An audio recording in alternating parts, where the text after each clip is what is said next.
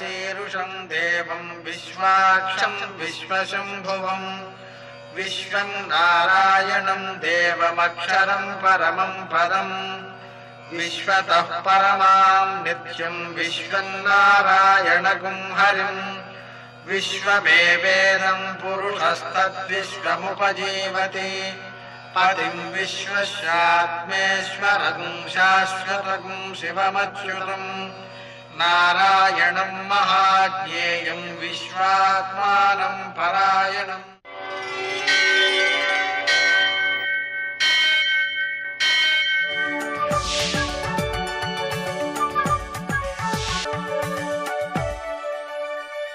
सूर्यशौर्यमथेन्दुरिन्द्रपदवी सन्मङ्गलं मङ्गलम्। नमस्ते भगवन्देव दत्तात्रेय जगत्प्रभो सर्वबाधा प्रशमनं कुरु शान्तिं प्रयच्छ मे। నేటి కాలమాన విశేషాలను గమనిద్దాం. స్వస్తి శ్రీ చాంద్రమాన విజయనామ సంవత్సరం ఉత్తరాయణం వసంత ఋతువు చైత్రమాసం కృష్ణపక్షం గురువారం. సూర్యోదయం 5:35 సూర్యాస్తమయం 6:23. తిథి అమావాస్య 24 గంటలు. నక్షత్రం అశ్విని ఉదయం 6:02 వరకు. వర్జం సాయంకాలం 4:33 నుంచి 6:18 వరకు. దుర్ముహూర్తం ఉదయం 9:51 నుంచి 10:42 వరకు. మరల దుర్ముహూర్తం 2:55 నుంచి 3:49 వరకు. అమృతకాలం రాత్రి 3:05 నుంచి 4:50 వరకు. రావుకాలం గురువారం కావడం వలన మధ్యాహ్నం 1:30 నుంచి 3 గంటల వరకు. నేటి విశేషం కూర్మకల్పం. ఈ కల్పాదులన్నీ కూడా పితృదేవతారాధనకు, పితృదేవతలను ఉద్దేశించి దానం చేయడానికి కూడా బాగా ఉపకరిస్తాయి. ఆ విధంగా చేయడం వలన ఏమిటవుతుంది అంటే, మన తల్లిదండ్రులను మనం ఏం చేయాలి అంటే, జీవతో వాక్యకరణాత్, వారు జీవించి ఉన్నటువంటి సందర్భంలో వాళ్ళకి సేవ చేయాలి, వాళ్ళు అడిగింది చేసి పెట్టాలి, వాళ్ళ మాట వినాలి. ఇదండి వాళ్ళకి పూజ చేసే పూజ. మరి మరణించిన తర్వాత గయాశ్రార్థం చేయాలి. శ్రద్ధగా ఈ ప్రత్యేకమైనటువంటి పితృశ్రాద్ధ దివసాలన్నింటిలోనూ కూడా వాళ్ళని గౌరవించాలి. అలా మన పిల్లలు మన యందు వినయం కలిగి ఉండాలి అంటే మనం తప్పనిసరిగా మన పెద్దల్ని పూజించి తీరాలి. ఈ విషయాన్ని మనం గుర్తుపెట్టుకోవాలి. నేటి ఆణిమిత్యాలు.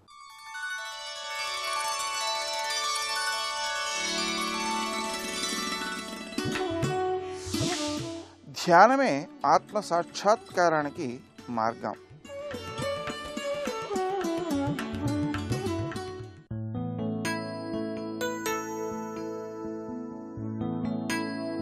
ఎవరో నిన్ను అర్థం చేసుకోలేదని బాధపడే కంటే నీ గుండె అట్టడుగు పొరల్లో దాగి ఉన్న చెమ్మని ముందు నీవు అర్థం చేసుకో.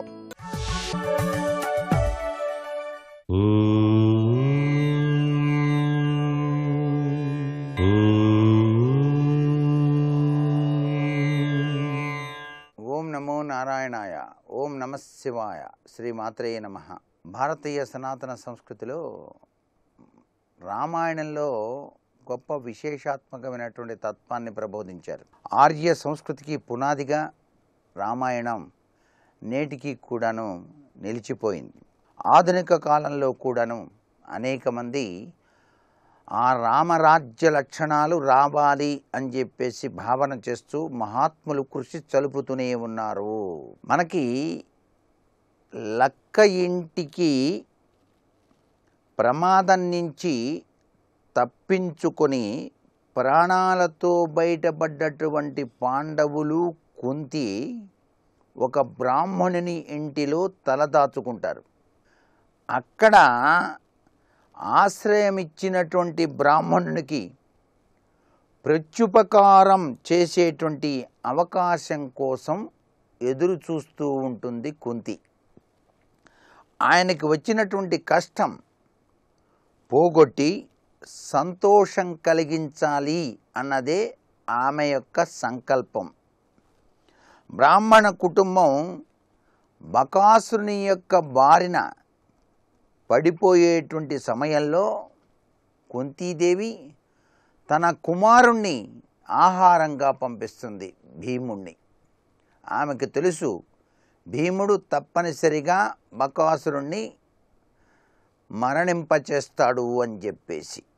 ఇక్కడ మనం గ్రహించాల్సిన ముఖ్య విషయం ఏంటంటే మన భారతీయ సంస్కృతిలో దాగిన పరమార్థ లక్షణం ఇదేనండి. బుద్ధిమంతులనేటువంటి వారు ఎదుటివారు చేసినటువంటి ఉపకారాన్ని గుర్తించటమే పుణ్యకార్యం. మంచి బుద్ధితో దానికి సమానమైనటువంటి ప్రత్యుపకార్యం చేయటం మధ్యమ మార్గంగా చెప్పారు. చేసిన ఉపకారం కంటే కూడా ఎక్కువ ప్రత్యుపకారం చేయటం ఉత్తమ పద్ధతి. ఇదే మానవ జీవితంలో ప్రతి ఒక్కరూ కూడా ఆచరించవలసినటువంటి సూత్ర ప్రాతిపదిక. ఈ రామాయణ మహాభారతాలన్నీ కూడాను ఇలాంటి అద్భుత తత్వమైనటువంటి సూత్ర ప్రాతిపదికలను మనకు ప్రసాదించాయి. మన భారతీయ సంస్కృతి సంప్రదాయంలో రామాయణంలో చెప్పినటువంటి విశేషాంశాలు, భారతంలో చెప్పినటువంటి ముఖ్యాంశాలు మానవ జీవితానికి రాచబాటగా నిలిచాయి. కాబట్టే చిన్నతనం నుంచి కూడాను తల్లిదండ్రులు తమ పిల్లలకి కూడాను రామాయణ మహాభారత గాథల్లో దాగిన పరమార్థ లక్షణాల్ని గనక తెలియజేసినట్లయితే భావి పౌరులు చక్కటి యోగవంతమైనటువంటి జీవితంలోకి అడుగుపెట్టి ఈ దేశ సంస్కృతి సంప్రదాయాన్ని పరిరక్షించడంతో పాటుగా శాంతి తత్వంలో విరాజిలింపజేయటానికి ఆస్కారం ఉన్నది. సర్వే జనా సుఖినో భవంతు.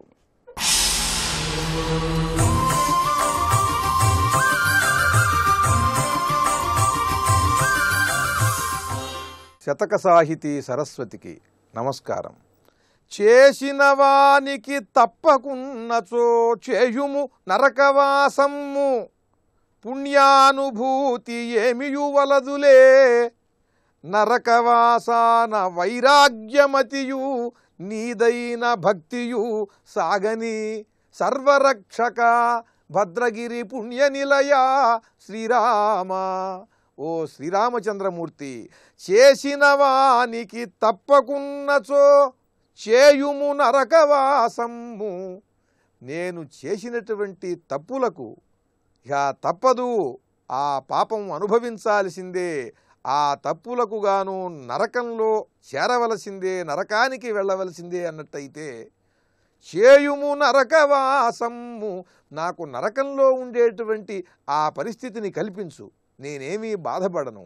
చేసిన వానికి తప్పకున్నచో చేయుము నరకవాసమ్ము, పుణ్యానుభూతి ఏమియు వలదులే. నాకేమి ఈ జన్మలో చేసినటువంటి కొన్ని పుణ్యాలున్నాయి కదా, ఈ పుణ్యాలకి సంబంధించినటువంటి సత్ఫలితాలు సుఖాలు అవేమీ నాకు అక్కర్లేదయ్యా. ఆ పుణ్యాలన్నిటినీ కూడా నువ్వు తీసుకో, కానీ ఒక్క కోరిక నిన్ను కోరుతున్నాను, ఆ కోరిక మాత్రం తీర్చు. ఏమిటంటే నరకవాసాన, ఒకవేళ నేను నరకానికి వెళ్ళవలసినటువంటి పరిస్థితి వచ్చినట్టయితే ఆ నరకవాసం అనుభవించేటప్పుడు వైరాగ్యమతియు, విపరీతమైనటువంటి వైరాగ్యాన్ని నాకు ప్రసాదించు. వైరాగ్యాన్ని నాకు బాగా ప్రసాదించి ఆ వైరాగ్యంతో పాటుగా నీదైన భక్తియు, నీ మీద సంపూర్ణముగా నిశ్చలముగా భక్తి కలిగి ఉండేలా అనుగ్రహించు. నేను నరకానికే చేరుకోవలసినటువంటి పరిస్థితి ఏర్పడినట్లయితే నేను చేసిన పాపాలకి నువ్వు తప్పకుండా నన్ను నరకానికి వెళ్ళేలాగా చెయ్యి. ఈ జన్మలో చేసినటువంటి కొద్దిపాటి పుణ్యాలేమన్నా ఉంటే ఆ పుణ్యముల వల్ల కలిగే సుఖాలు ఆ తర్వాత నాకేమీ నువ్వు ఇవ్వక్కర్లేదు. ఆ పుణ్యమంతా కూడా తీసుకుని ఒక్క కోరిక మాత్రం తీర్చు నాకు స్వామి. ఏమిటంటే ఆ కోరిక నాకు వైరాగ్యాన్ని, ప్రబలమైన వైరాగ్యాన్ని ప్రసాదించు. ఆ నరకవాసంలో నేనున్నప్పుడు నాకు వైరాగ్యం కావాలి. అలాగే నీ పైన నిర్మలమైన నిశ్చలమైనటువంటి భక్తి కావాలి. ఆ వైరాగ్యము నిర్మల నిశ్చల భక్తి నాకు ప్రసాదించినట్లయితే చాలయ్యా, నాకు నరకంలో ఉన్నా కూడా నాకేమీ ఇబ్బంది లేదు. ఓ శ్రీరామచంద్ర ప్రభు, నాకు అటువంటి స్థితిని నాకు ప్రసాదించు. చేసిన వానికి తప్పకున్నచో చేయుము నరకవాసమ్ము, పుణ్యానుభూతి ఏమియు వలదులే. నరకవాసాన వైరాగ్యమతియు నీదైన భక్తియు సాగని, సర్వరక్షక భద్రగిరి పుణ్యనిలయ శ్రీరామ అంటూ ఆ శ్రీరామచంద్రమూర్తిని ఆర్తితో ఆత్మార్పణతో భక్తితో వేడుకుంటూ చక్కని తెలుగు పలుకుబడులతో గొప్ప శతకాన్ని వ్రాసి మనకు అందించిన కవి సమ్రాట్ విశ్వనాథ సత్యనారాయణ గారి భద్రగిరి శతకంలోని మరి ఒక పద్యం గురించి రేపు ఉదయం తెలుసుకుందాం. జై శ్రీరామ్. ఉన్నది నీవొక్కడవే ఉమానాథ, నాకున్నది నీవొక్కడవే ఉమానాథ. ఉన్నది నీవొక్కడవే ఉమానాథ. సకల భువన భూత భావనాభ్యాం జనన వినాశ విహీన విగ్రహాభ్యాం నరవర యువతీ వపుర్ధరాభ్యాం సతతమహం ప్రణతోస్మి శంకరాభ్యాం. శివాయ గురవే నమః. శ్రీమాత్రే నమః. శ్రీ విష్ణురూపాయ నమః శివాయ. పరమేశ్వరుడు వరవేషాన్ని ధరించి వైవాహిక కృత్యంలో పెళ్ళికొడుకు చేయవలసినటువంటి కృత్యములన్నీ పూర్తి చేశాడు. బ్రహ్మదేవుడి ఆధ్వర్యంలో మొత్తం మహర్షులందరూ పూనుకుని పరమేశ్వరుని చేత అవక్రియలు చేయించిన తర్వాత పరమేశ్వరుడు బయలుదేరుతున్నాడు కైలాస పర్వతం నుంచి. అందులో ప్రథమంగా ప్రమథగణాలన్నీ సిద్ధమవుతున్నాయి. ఈ ప్రమథగణ నాయకులు ఆయా గణములను నడుపుతున్నారు. అందులో శంఖకర్ణుడు అనేటువంటి వాడు సుమారు 1,000,000 మంది గణాలతో బయలుదేరాడు. కేకరాక్షుడు 10 కోట్ల మంది గణములతో వెళ్తున్నాడు. ఇక్కడి సంఖ్యలు చాలా ఆశ్చర్యకరంగా ఉంటాయి, కానీ అవి భూమికి సంబంధించిన సంఖ్యలు కావని గుర్తుపెట్టుకోవాలి. అవి దివ్యలోకమైన కైలాసంలో జరుగుతున్న సందడి. అందుకు ఆ లోకములు వేరు, ఆ సంఖ్యలు వేరు, ఆ జీవులే వేరు. అసలు నిజానికి జీవశబ్దం ఇక్కడ వాడకూడదు, కానీ వాళ్ళందరూ పరమేశ్వరుని యొక్క గణములు. పరమేశ్వరుని గణములు ఎటువంటివో శాస్త్రం చక్కగా వర్ణిస్తున్నది. పరమేశ్వరుడు ఒక అద్భుతమైన సముద్రం వంటి వాడైతే వాటి యొక్క బిందువులు వంటి వాటి ప్రమథగణములందరూ కూడా, అంటే ప్రతి బిందువులోని ఆ సముద్ర లక్షణమే ఉన్నట్లుగా వీరందరిలో కూడా పరమేశ్వరుని యొక్క లక్షణమే ఉన్నది. పైగా ఈ ప్రమథగణముల నామస్మరణ ధన్యుల్ని చేస్తున్నది. ఇవన్నీ గుర్తుపెట్టుకోకపోయినప్పటికీ శ్రవణ మాత్రం చేతనే ధన్యత సంపాదించుకుంటాం. ఎందుకంటే దేవతల నామములు మంత్ర విశేషములే. వాటి యొక్క శ్రవణము, స్మరణము, పఠనము 3 కూడా పాపహరణము, కార్యముల్ని సులభంగా సిద్ధి కలిగించేటువంటి శక్తి కలిగినవి. అందుకే వారి యొక్క పేర్లు ఇక్కడ చెప్పుకుంటున్నాం. శంఖకర్ణుడు, కేకరాక్షుడు, విశాఖుడు అనబడే ప్రధానమైన గణనాయకులు. వీరితో పాటు పారిజాతుడు, శ్రీమంతుడు, సర్వాంతకుడు, దుందుబుడు, వీరుడు, కపాలుడు, కోటి విష్టంభుడు, పిప్పలుడు, సన్నాదకుడు, ఆవేశనుడు, మహాకేశుడు, కుండుడు, చంద్రతాపనుడు, కాలుడు, కాలకుడు, మహాకాలుడు, అగ్నికుడు, ఆదిత్యమూర్ధుడు, ఘనావాహుడు, అగ్నిముఖుడు, సన్నాహుడు, కుముదుడు, అమోఘుడు, కోకిలుడు. ఇవి గణముల పేర్లుగా గణనాయకుల పేర్లు. ఇందులో ఒక్కొక్కరి క్రింద అసంఖ్యాకమైన గణమున్నది. అలాగే సుమంత్రుడు, సంతానకుడు, కాకపాదోదరుడు, మధుపింగళకుడు, నీలుడు, చతుర్వక్త్రుడు, కరుణుడు, యజ్వాసుడు, శతమన్యుడు, మేఘమన్యుడు, కాష్టాంగుష్ఠుడు, తాళకేతువు, షడాస్యుడు, చంద్వాస్యుడు, సంవర్తకుడు, దైత్రుడు, లకులీసుడు, భృంగి, రిటి ఇత్యాది ప్రమథగణములు అనేక మంది బయలుదేరుతున్నారు. ఇంకా అనేకమైన నామములు ఉన్నాయి, ముఖ్యమైన స్మరించుకున్నాం. ఇలాంటి గణములు ఎలా ఉన్నారు అంటే అందరూ చక్కగా అలంకృతమై ఉన్నారు. రుద్రాక్షాభరణా సర్వే తథా సద్భస్మధారిణ హారకుండల కేయూర ముకుటా జైరలంకృతా. అందరూ రుద్రాక్షలు ధరించి ఉన్నారు, భస్మధారణ చేసి ఉన్నారు, హారకుండల కేయూరాది ఆభరణములు ధరించి ఉన్నారు, చక్కని కిరీటములు, చంద్రలేఖలు ధరించి ఉన్నారు, 3 నేత్రములతోనూ నీలకంఠములతోనూ శోభిల్లుతూ ఉన్నారు. అంటే శివ సమానమైన వేషంతో ఉన్నటువంటి గణములు వీరందరూ కూడా. వీరు సర్వే సహస్రహస్తాశ్చ జటాముకుటధారిణా.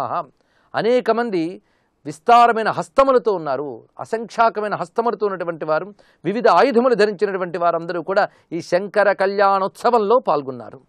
పైగా ఒక్కొక్కరు తేజస్సు ఎలా ఉన్నది అంటే బ్రహ్మ విష్ణుంద్ర సంకాస అణిమాది గుణర్యుతా, బ్రహ్మ విష్ణు ఇంద్ర సమానమైన తేజస్సులతో ఉన్నటువంటి వారు, అణిమాద్యష్ట సిద్ధులు కలిగినటువంటి వారు, సూర్యకోటి ప్రతీకాసాహ, కోటి సూర్యులతో సమానమైన తేజస్సుతో ఉన్నటువంటి గణేశ్వరులు వీరు.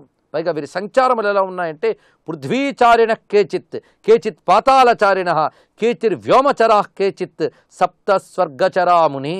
కొంతమంది వ్యోమచారిణులు అనగా ఆకాశ మార్గంలో సంచరించేవారు, కొందరు పృథ్వీ యందు సంచరించేవారు, కొందరు పాతాళ లోకములందు సంచరించేవారు. అంటే రుద్రగణములు అన్ని లోకాల్లోనూ వ్యాపించి ఉంటాయి. ఆయా లోకములందు ఉన్న శక్తుల్ని నియంత్రించడం కోసం పరమేశ్వరు నుంచి బయలుదేరిన అనేక శక్తులే రుద్రగణములు. బ్రహ్మాండ వ్యాప్త దేహా భసిత హిమరుచా భాసమానా భుజంగై కంఠే కాళా కపర్దా కలిత శశికళా చండ కోదండహస్తా త్రియక్షా రుద్రాక్షమాలా సలలిత వపుషా శాంభవా మూర్తిభేదా రుద్రా శ్రీ రుద్రసూక్త ప్రకటన విభవా న ప్రయచ్చంతు సౌఖ్యం అని రుద్ర నమక మంత్ర రాసి చెప్పేటప్పుడు ధ్యాన శ్లోకంలో వీరినే స్మరిస్తారు. ఎంతమంది ఉన్నారంటే బ్రహ్మాండ వ్యాప్త దేహా, బ్రహ్మాండమంతా వ్యాపించిపోయిన దేహాలు వారివి.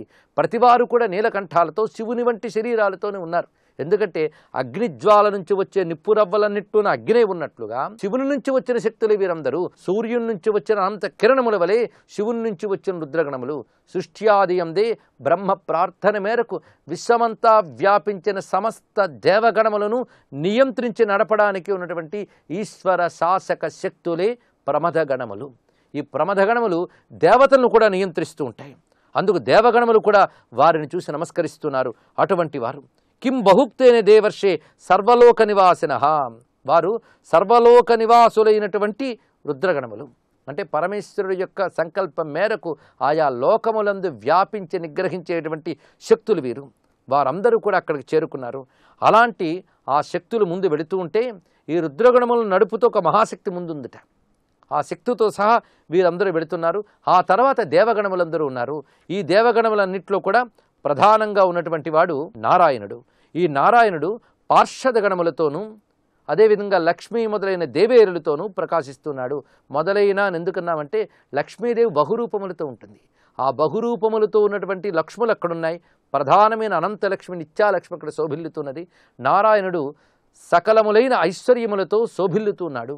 పైగా వేదాది శాస్త్రములు ఆయన చుట్టూ కీర్తిస్తూ ఉండగా మహాత్ములైనటువంటి పార్షదగణములు వింజామరులు పట్టుకుని వీచుతూ ఉండగా నారాయణుడు బయలుదేరుతున్నాడు. ఆ నారాయణ తర్వాత ఉన్నటువంటి వాడు బ్రహ్మదేవుడు. ఆ బ్రహ్మదేవుని చుట్టూ ఉన్నటువంటివి వేదైర్మూర్తిధరై శాస్త్రై పురాణై రాగమైస్తథా. మూర్తిధరై వేదై అంటే వేదములు మూర్తులు ధరించేయట. అంటే 4 వేదమంత్రములు కూడా అనేక రకమైన రూపాలు ధరించి ఉన్నాయి. అలాగే పురాణాది సర్వశాస్త్రములు రూపములు ధరించాయి. అంటే విద్యలు కూడా దేవతలను తెలుసుకోవాలి. మనం వేదాది విద్యలన్నీ ఏవో శబ్దములు పుస్తకాలు అనుకుంటాం, కానీ శాస్త్రములు కూడా దేవతా స్వరూపాలే. ఆ విద్యాది దేవతలందరూ కూడా బ్రహ్మ చుట్టూ ఉన్నాయట. ఎందుకంటే బ్రహ్మదేవుని ద్వారానే ఈ విద్యలన్నీ వ్యాపించాయి. అందుకే బ్రహ్మదేవుడు సర్వ ఆగములకు శాస్త్రములకు వేదాలకు గురువు.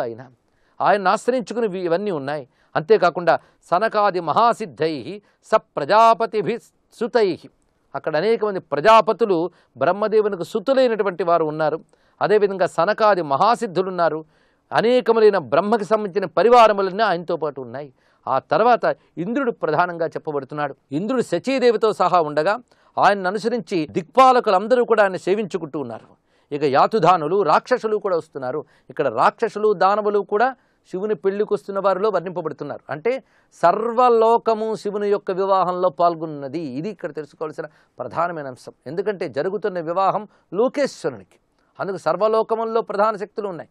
రాక్షసులు వారికి కూడా పరమేశ్వరుడి ప్రభువు అందరికీ కూడా. అంతేకాదు సృష్టి నిర్వహణలో రాక్షసాది శక్తులు కూడా ఉంటాయి. అయితే అవి లోకకంటకంగా మారితేనే అవి శిక్షార్హం అవుతాయి. కానీ లోక వ్యవహారంలో లోక నిర్వహణలో వాటి స్థానం వాటితే. అందుకు అన్నీ కలిసి బయలుదేరుతున్నాయి. ఇక్కడ బ్రహ్మరాక్షసా భేతాళ బ్రహ్మరాక్షసా భూతప్రేత పిశాశాస్త తథాన్యే ప్రమథాదయ, ఇంకా అనేక మంది గణములు వెళ్తున్నాయి. పైగా తుంబురుహు నారదాహ హాహాహూహుశ్చేత్యాదయో వరాహ గంధర్వాహ కిన్నరాహ జగ్ముహు వాద్యానాద్భాయ హర్షితాః. అనేక మంది దివ్య వాద్యములు చేస్తున్నారు, ఈ వాద్యములు మ్రోగుతున్నాయి. పైగా వాద్యముల్లో ప్రధానంగా ఇక్కడ శంఖ, పటహ, భేరి, మృదంగ, ఢక్క, డమరు ఇత్యాదులు మోగుతున్నాయట. ఇక్కడ వాటి విశేషములు కూడా చూపించారు. ఆ మ్రోగుతున్న వైనం వర్ణిస్తూ ఒక మాట అంటున్నారు. ఈ శంఖములు, ఘంటలు ఇవన్నీ మ్రోగుతూ ఉండగా ఆ వాతావరణంలో ఎక్కడైనా అమంగళములు ఉంటే యాత్ర మధ్యంలో ఆ అమంగళాలన్నిటినీ పారద్రోలుతూ మంగళకరమైన వాతావరణాన్ని వ్యాపింపజేస్తున్న ఈ ధ్వనులు అని వర్ణించారు ఇక్కడ. దీన్ని బట్టి పూజలో కూడా శంఖము, ఘంట ఎందుకు మోగిస్తారో తెలుస్తున్నది. అమంగళత్వాన్ని దూరం చేసి మంగళత్వాన్ని తీసుకురావడానికి మ్రోగించే వాద్యములని మంగళవాద్యములు అని అంటారు. అందుకే వివాహాదుల్లో కూడా సన్నాయి మొదలైన వాద్యములు ఆ వాతావరణంలో మంగళత్వాన్ని తీసుకువస్తాయి. ఇక్కడ దివ్యమైనటువంటి ఘంటానాదములు, శంఖనాదము, భేరి, పటహ, కాహళ, దుందిభి ఇత్యాది దివ్యనాదములు మ్రోగుతున్నాయి ఇక్కడ. అలానే మంగళకరమైన నాదములకు తోడు తుంబురుడు, నారదుడు మొదలైనటువంటి సంగీత విశారదులు కూడా దివ్య గానములు చేస్తున్నారు. గంధర్వులు, కిన్నరులు వస్తున్నారు. పైగా జగతో మాతర సర్వ దేవకన్యాశ్చ సర్వసహ, జగన్మాతలు వస్తున్నారని ఇక్కడ. జగన్మాతలు అనగా అనేక మంది దేవతా స్త్రీలు. నిజానికి వీరందరూ అమ్మవారి యొక్క అంశరూపాలు వీరందరూ. అందుకు వారు కూడా ఇక్కడ పరమేశ్వరునితో పాటు వస్తున్నటువంటి వారే. గాయత్రీ చైవ సావిత్రి లక్ష్మీరణ్యాసుర స్త్రియ. గాయత్రీదేవి, సావిత్రీదేవి, లక్ష్మీదేవి మొదలైనటువంటి దేవకాంతలు వస్తున్నట్ట. అదేవిధంగా ఇక్కడ శచీదేవి ఇత్యాది మహాత్ములు ఉన్నారు. ఇలాంటి దేవకాంతలతో పాటు బయలుదేరి వస్తున్నారు. వీరందరి నడుమ ఉన్న వరుడు ఎంత అందంగా ఉన్నాడో వర్ణించి చూపిస్తున్నారు. శుద్ధస్ఫటిక శంకాసహ వృషభ సర్వసుందర. అక్కడ ముందుగా వృషభం వీరందరి నడుమ ఉన్నది. ఈ వృషభం చాలా ఎత్తుగా ఉన్నదట, మహోన్నతమైన శరీరంతో ఉన్నది. పైగా శుద్ధస్ఫటిక సమానమైనటువంటి కాంతులతో తేజరిల్లుతూ తళతళలాడుతున్న ధవళ కాంతులతో ఉన్నది. సర్వసుందర, అసలు శరీరమే సుందరంగా ఉన్నది, ఇప్పుడు చక్కగా అలంకృతమైనది. ఆ కొమ్ములు అలంకరించారు. ఆ పైన ఆ మూపురం దగ్గరే చక్కటి పల్యంకిక కూడా ఉన్నది. అంటే స్వామి కూర్చోడానికి అనువైనటువంటి ఒక కప్పు కలిగినటువంటి అలంకారం చేయబడినది. ఆ వృషభం ఏంటో ఇక్కడ వర్ణించి చెప్తున్నాడు. యో ధర్మ ఉచ్యతే వేదై శాస్త్రై సిద్ధ మహర్షిభి. వేదశాస్త్రములు, సిద్ధ మహర్షులు ధర్మము అని దేన్ని చెప్తారో అదే వృషభ రూపం ధరించి ఉంది ఇక్కడ అని చెప్పడంలో ఉద్దేశం ఏమిటి అంటే ధర్మమే వృషభదేవత. అది ఇక్కడ అంటే ధర్మము వృషభము రెండూ ఒక్కటే. ఇది తెలుసుకోవాల్సింది. పరమేశ్వరుడు వృషభంపై కూర్చున్నాడంటే ధర్మాన్ని అధిష్ఠించే దైవం ఉంటాడు అని చెప్పడం ఇక్కడ. అందుకే ధర్మమే వృషభమై, అది వేదధర్మము వృషభమై ఉన్నది. వేదధర్మము 4 వేదములుగా చెప్పబడుతున్నది. అదే ఇక్కడ 4 పాదములు కలిగిన మహావృషభము. ఆ వృషభముపై వృషభవాహనుడైన పరమేశ్వరుడు పెళ్లి కొడుకు ప్రకాశిస్తున్నాడు. దేవగణ మధ్యంలో ఉన్న దేవదేవునకు నమస్కరిస్తూ సర్వం శ్రీ సాంబ సదాశివ చరణారవిందార్పణమస్తు. శ్రీరాఘవం దశరథాత్మజమప్రమేయం సీతాపతిం రఘుకులాన్వయరత్నదీపం.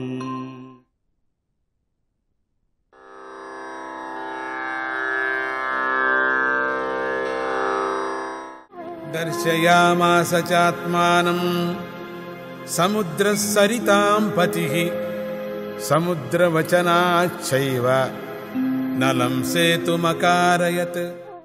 నదులకు పతి అయినటువంటి సముద్రుడు రాముని కోపానికి భయపడ్డాడు. నిజరూపంతో కనిపించి ఒక ఉపాయం చెప్పగా అతడి మాటల ప్రకారం రాముడు నీలుడి చేత సేతువు కట్టించాడని తాత్పర్యం. రాముడు ప్రయోగించినటువంటి అగ్ని వంటి బాణాలు సముద్రుడిని కలతపెట్టాయి చెప్పుకున్నాం కదా. కలతపెట్టి పరిగెత్తి వెళ్ళాడని చెప్పాం కదా. చేశాయని కూడా తెలుసుకున్నాం కదా మనం. మహోగ్రమైనటువంటి బాణాన్ని ఒకటి సముద్రుడి మీద ఎక్కుపెడుతూ పోతుంటే లక్ష్మణుడు రాముడి విల్లును పట్టుకొని, రామా నీ ప్రయత్నం ఆపు రామా. సముద్రుడు భయపడిపోయాడు పాపం.